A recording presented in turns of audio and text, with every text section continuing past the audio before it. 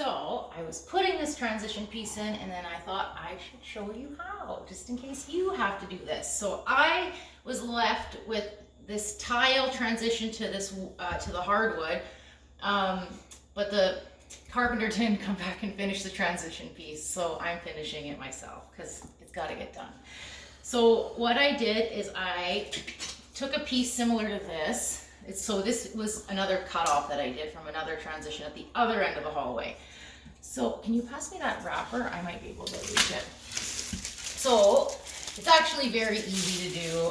I probably just should have done it sooner instead of waiting for him to come back. So this piece here, you can buy them in different lengths, just lays flat across here. So I made sure it was level, nice and flat, no raised edges.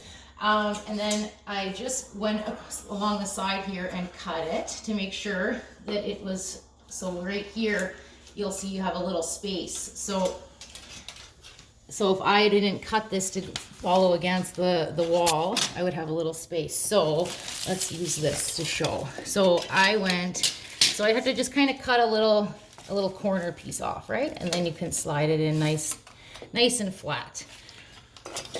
And then I went across and I pre-drilled my holes so that these screws would go in easier, because under this little piece of aluminum transition, I have a piece of wood, there's tile, and then there's the hardwood floor. So if you're just gonna try to get this screw in, it's gonna be tough, might not work at all. So I pre-drilled the holes first.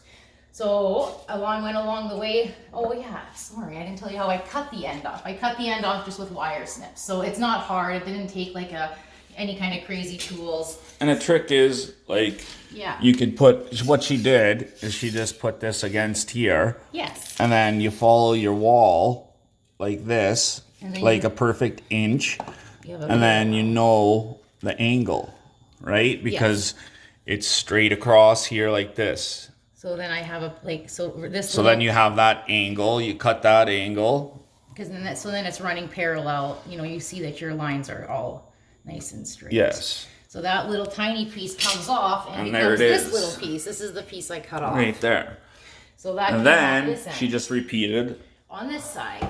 So I just went across, and then same thing, I'll just take this guy over here and say it's running over there. I don't know, I think I already threw that piece in the garbage. Just use, again, something to, you know what I mean? Yeah, you make sure this is level, of course, Yeah. but you guys get the idea. You get the, I'm gonna get better at explaining myself too, because I normally just go ahead and motor on. That's why I'm doing this too. So I just like slow down and take my time, and then I have to stop and explain it too, right? It's a good thing instead of just going. So then the same thing on that end, same thing, wire cutters, and just cut the other end off. It doesn't matter if it was like a 3-foot piece that's getting cut off or just a little tiny piece. Same difference. Or a straight piece, Yeah, whatever. yeah. You just mark it. You're just marking it. I have a Sharpie I mark it with. You can use a pencil, whatever you can see so that you can cut. So that now that my holes are pre-drilled, this should go in pretty easy. It's been going good so far. So I can look down here and I can see my pre-drilled hole. I don't know if we'll be able to. We can get that. You can see that tiny little hole. Think we can. So just a tiny hole just to get it started. And then I can feel it with my screw too once I go in. And I'm gonna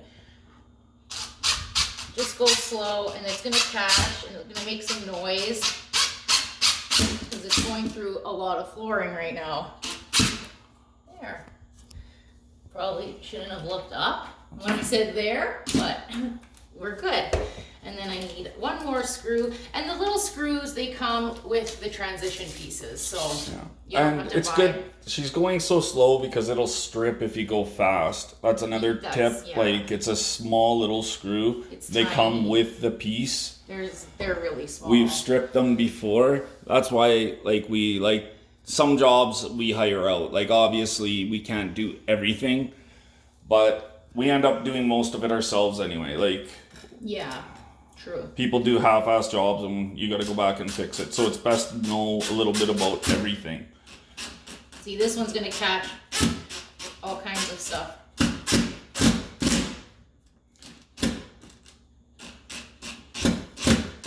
I don't want to push hard. Okay. this side.